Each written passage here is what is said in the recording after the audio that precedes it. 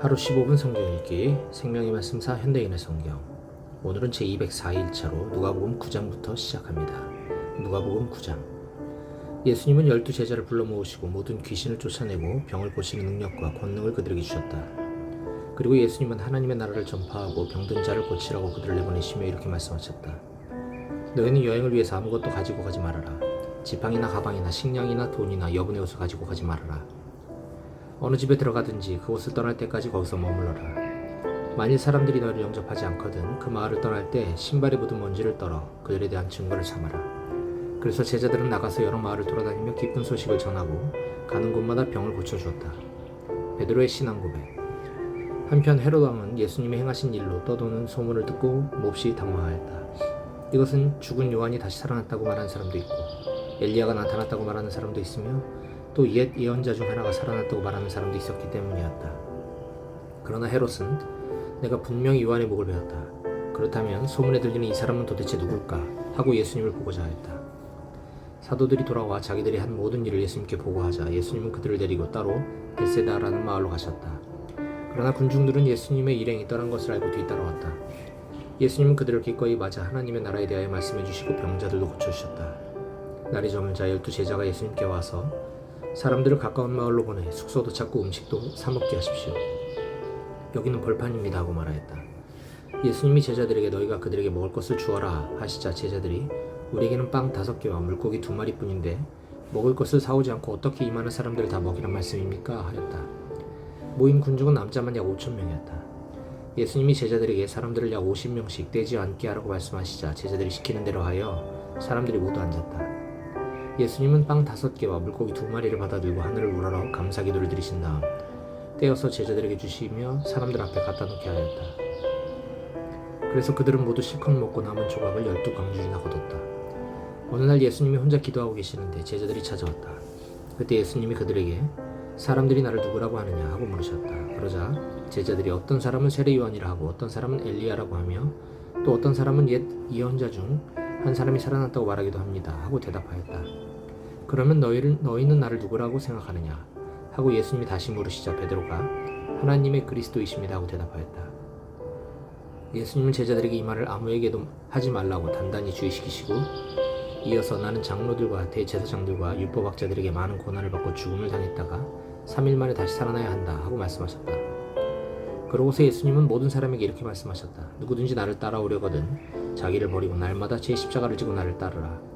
자기 생명을 구하고자 하는 사람은 잃을 것이며 나를 위해 자기 생명을 버리는 사람은 얻을 것이다. 사람이 온 세상을 얻고도 자기 생명을 잃거나 빼앗기면 무슨 유익이 있겠느냐.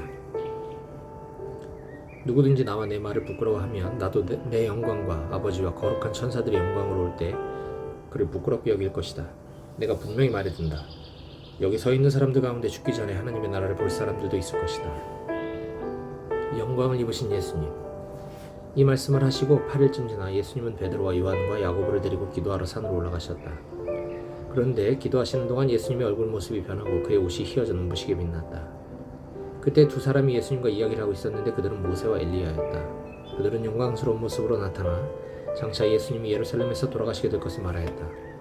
그때 졸고 있던 베드로와 다른 제자들이 정신을 차려보니 예수님의 영광의 광채가 보이고 두 사람이 예수님과 함께 서 있었다. 두 사람이 떠나려 하자 베드로가 예수님께 주님, 우리가 여기 있는 것이 좋겠습니다. 우리가 이곳에 천막 셋을 세워 주님과 모세와 엘리야를 각각 모시겠습니다 하고 말하였다. 그러나 그는 자기가 무슨 말을 하는지조차 몰랐다. 베드로가 이 말을 하고 있을 때 구름이 와서 그들을 덮었다.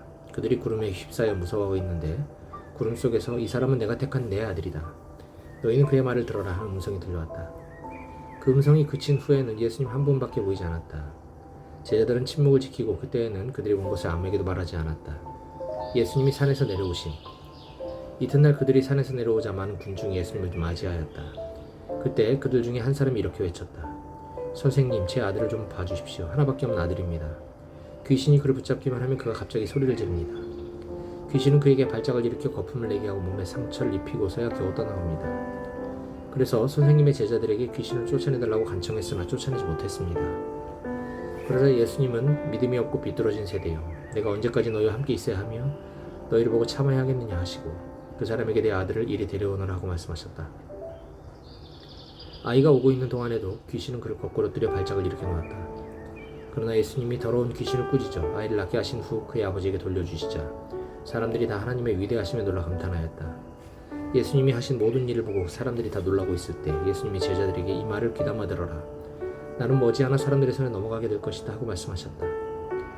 그러나 이 말씀의 뜻이 숨겨져서 제자들에게는 깨닫기는커녕 묻기조차 두려워하였다. 제자들 사이에 누가 가장 위대하느냐 문제로 말다툼이 벌어졌다. 예수님은 그들의 생각을 아시고 한 어린아이를 데려다가 곁에 세우고 제자들에게 말씀하셨다. 누구든지 내 이름으로 이런 어린아이를 영접하면 곧 나를 영접하는 것이며 누구든지 나를 영접하면 바로 나를 보내신 분을 영접하는 것이다.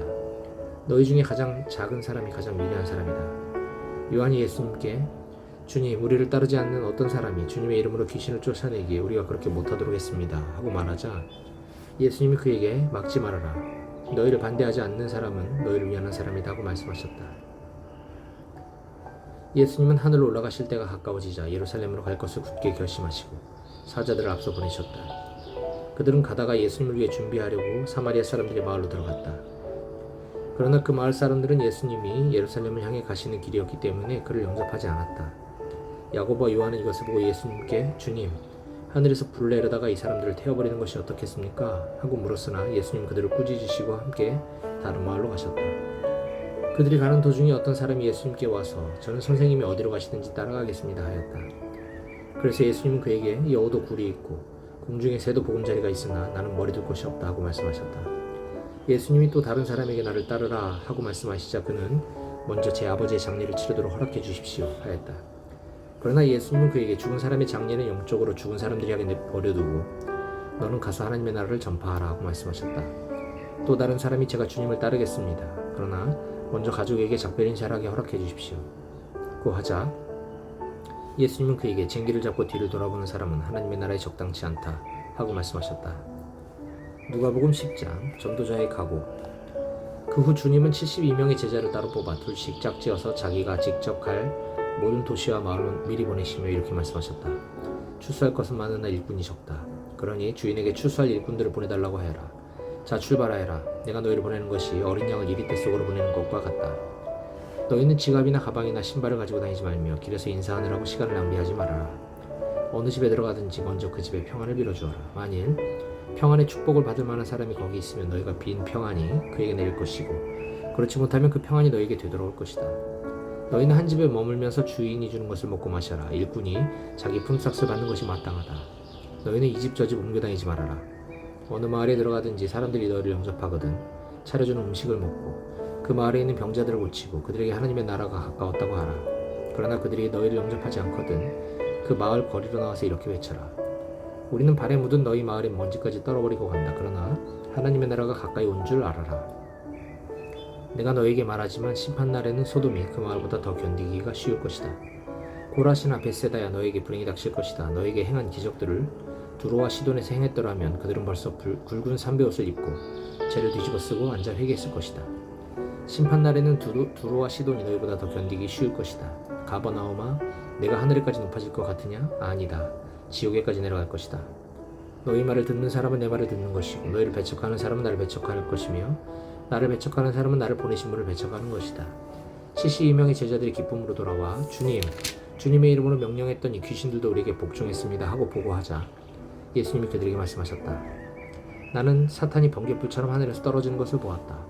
내가 너희에게 뱀이나 전갈을 짓밟고 원수의 모든 힘을 꺾는 권능을 주었으니 이젠 아무도 너희를 해칠 수 없을 것이다. 그러나 귀신들이 너희에게 복종한다고 기뻐하지 말고 너희 이름이 하늘에 기록되어 있는 것으로 기뻐하여라. 그때 예수님은 성령님으로 기쁨이 충만하여 이렇게 말씀하셨다. 하늘과 땅의 주인이신 아버지를 찬양합니다. 아버지께서는 이 모든 것을 지혜롭고 영리한 사람들에게는 숨기시고 어린아이들에게는 나타나셨습니다. 그렇습니다. 이것은 아버지의 기뻐하시는 뜻이었습니다. 아버지께서는 모든 것을 내게 맡겨주셨습니다. 아버지 외에는 아들이 누군지 아는 사람이 없고 아들과 그리고 아들이 아버지를 알게 하려고 선택하는 사람 외에는 아버지가 누군지 아는 사람이 없습니다. 그러고서 예수님은 제자들을 돌아보시며 조용히 말씀하셨다. 너희가 보는 것을 보는 사람은 정말 행복하다. 내가 너에게 말하지만 많은 예언자들과 왕들이 너희가 지금 보는 것을 보고 싶어 했으나 보지 못하였고 너희가 지금 듣는 것을 듣고 싶어 했으나 듣지 못하였다. 선한 사마리아인. 어떤 율법학자가 예수님을 시험하려고 와서 선생님, 제가 무엇을 해야 영원한 생명을 얻겠습니까? 하고 물었다. 예수님이 그에게 율법에 무엇이라고 쓰여 있으면 너는 어떻게 알고 있느냐 하고 다시 물으시자 그는 내 마음을 다하고 정성을 다하고 힘을 다하고 뜻을 다하여 주 너의 하나님을 사랑하라. 그리고 내 이웃을 내 몸과 같이 사랑하라 하였습니다. 하고 대답하였다. 그래서 예수님이 그에게 내 말이 옳다. 그대로 실천하여라. 그러면 내가 살 것이다 하고 말씀하셨으나 그 율법학자는 자기가 옳다는 것을 보이려고 그러면 누가 내 이웃입니까? 하고 예수님께 물었다. 그러자 예수님이 이렇게 대답하셨다. 어떤 사람이 예루살렘에서 여리고로 내려가다가 강도를 만났다. 강도들은 그 사람의 옷을 벗기고 때려서 반쯤 죽은 것을 버려두고 가버렸다.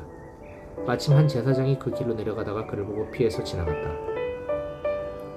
그리고 어떤 레위 사람도 그곳에 이르러 그를 보고 피해서 지나갔다. 그러나 어떤 사마리아 사람은 여행 중에 그 길로 지나가다가 그를 보고 불쌍한 생각이 들었다.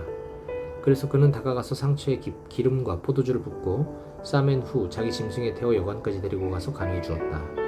이튿날 그는 2데나리온을 여관 주인에게 주면서 이 사람을 잘 보살펴 주시오. 비용이 더 들면 돌아오는 길에 갚아드리겠소 하고 부탁하였다. 그러니 내 생각에는 이 세 사람 중에 누가 강도 만난 사람의 이웃이 되겠느냐. 그때 율법학자는 그 사람을 불쌍히 여긴 사람입니다 하고 대답하였다. 예수님 그에게 너도 가서 그와 같이 실천하여라고 말씀하셨다. 예수님의 일행이 예루살렘으로 가는 도중 어느 마을에 들어갔을 때 마르다라는 여자가 예수님을 자기 집에 모셔드렸다. 그녀에게는 마리아라는 동생이 있었는데 주님 앞에 앉아 말씀을 듣고 있었다. 그러나 마르다는 여러 가지 준비하느라고 마음이 산란하였다. 마르다가 예수님께 와서 주님, 제 동생이 모든 일을 저 혼자 하도록 내버려 두고 있는데 그냥 보고만 계십니까? 저를 좀 도와주라고 하십시오 하자 예수님이 마르다에게 대답하셨다. 마르다야, 마르다야, 내가 많은 일로 염려하고 걱정하는구나.